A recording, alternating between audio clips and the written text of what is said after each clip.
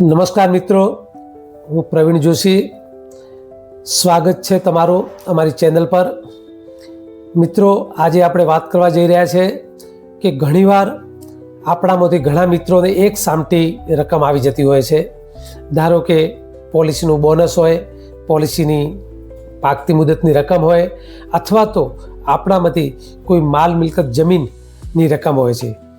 જ્યારે આવી રકમ આપણી પાસે આવી જતી હોય છે ત્યારે આપણને ઘણીવાર એવું લાગે કે આપણે આ રકમ ક્યાં રોકાણ કરવી જોઈએ.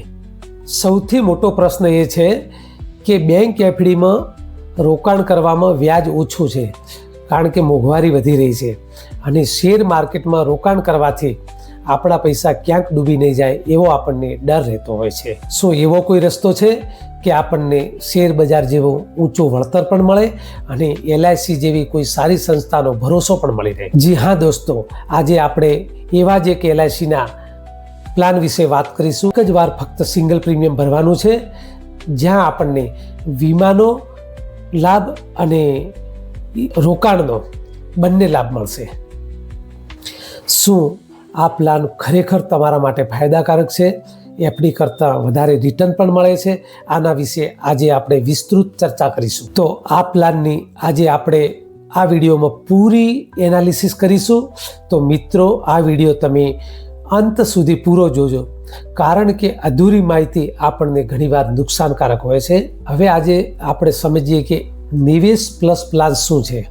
તો નિવેશ પ્લસ પ્લાન એવો પ્લાન છે કે જેમાં જે આપણે રોકાણ કરીશું એ રોકાણમાંથી નજીવો નાનો હિસ્સો ઇન્સ્યોરન્સમાં રોકાશે અને બાકીનો હિસ્સો યુલિપ પ્લાનમાં રોકાશે.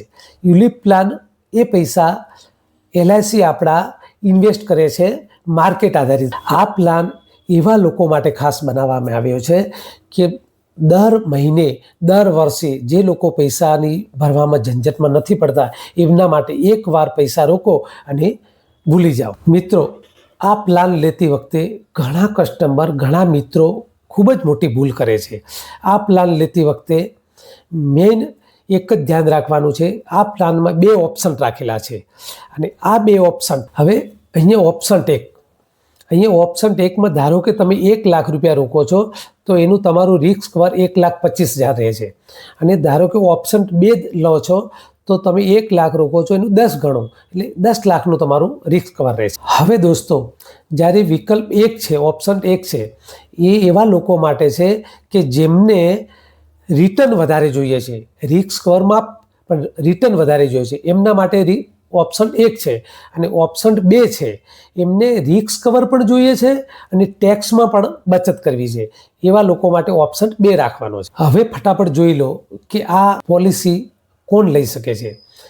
તો 90 દિવસના બાળકથી લઈ અને 70 વર્ષના વ્યક્તિ સુધી લઈ શકાય છે.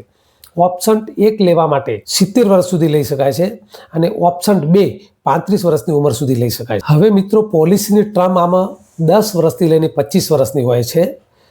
10 વર્ષથી 25 વર્ષ. આનો લોકિન પીરિયડ હોય છે 5 વર્ષનો.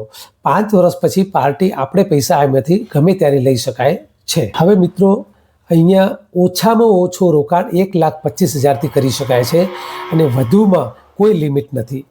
હવે અહીંયા ઓપ્શન 1 માટે 35 વર્ષની ઉંમર સુધી તમારા માટે ઓપ્શન 1, ઓપ્શન 2 બંને ખુલ્લા છે, અને 35 વર્ષથી ઉપરની ઉંમર હોય તો ઓપ્શન. હવે અહીંયા 4 ફંડ હોય છે. પૈસા ક્યાં રોકવા? તો 4 ફંડ હોય છે.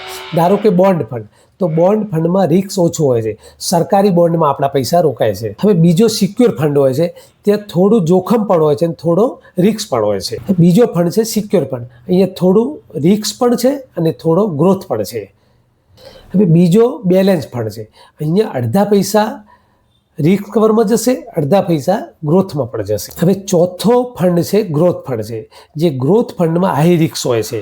અહીંયા મોટા ભાગના પૈસા આપણા ગ્રોથ ફંડ એટલે શેર બજારમાં ઇન્વેસ્ટ થશે.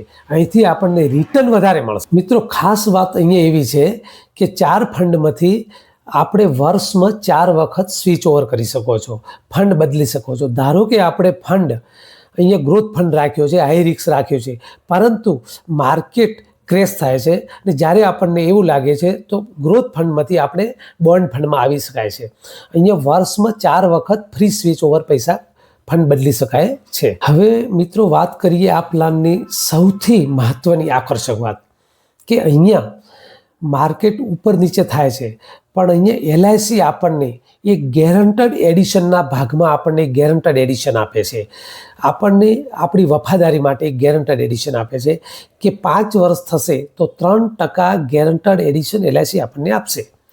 ધારો કે 10મા વર્ષે ફરીથી આપણને 4% ગેરંટેડ એડિશન આપશે, 15મા વર્ષે ફરીથી આપણને 5% ગેરંટેડ એડિશન આપશે, 20મા વર્ષે આપણને 6% ગેરંટેડ એડિશન પણ આપશે. એટલે કે લાંબા સમય સુધી આપણું આ રોકાણ રાખશું તો એલઆઈસી તરફથી આપણને ખાસ વધુ વળતર, ગેરંટેડ વધારાનું એડિશન પણ આપણને મળી શકે છે. એ આપણા રોકાણમાં મહત્વનો ભાગ થશે. આ પ્લાન કોના માટે સારો છે? તો મિત્રો આ પ્લાન એવા વ્યક્તિઓ માટે સારો હોય કે જે લોકોને શેર બજારમાં રસ છે, શેર બજારમાં ઇન્ટરેસ્ટ છે કે મારે શેર બજારમાંથી કમાવું અને ડર લાગે છે, ડાયરેક્ટ શેર લેતા નથી, એમના માટે છે. જેઓ એલઆઈસીના ભરોસો કરીને લે છે અને જે લોકો 10 વર્ષ 15 વર્ષ માટે આ પૈસા ભૂલી જવા માગે છે, એમના માટે આ પ્લાન બહેતરીન ખૂબ જ સારો છે.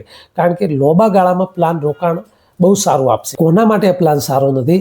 કે જે લોકોને એમ હોય છે કે મારે 2 વર્ષ પછી પૈસા લઈ લેવા છે, 2 વર્ષ 4 વર્ષમાં, એમના માટે બરાબર નથી. જે લોકો એમ વિચારે છે કે મારે ટેક્સ બચાવવા માટે, તો પછી આ પ્લાન લેવો જોઈએ નહીં. મારી સલાહ એવી છે કે જો આ પ્લાન લાંબા ગાળા માટે લેશો તો જ આ પ્લાનમાં પૈસા રોકવા જેવા છે.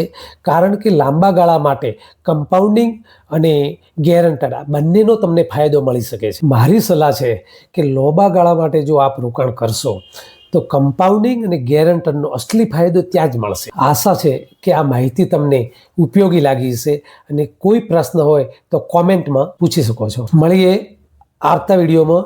ત્યાં સુધી આ પ્લાનમાં રોકાણ કરો, સુરક્ષિત રહો અને સૌથી મોટો ફાયદો મેળવો. જય હિન્દ.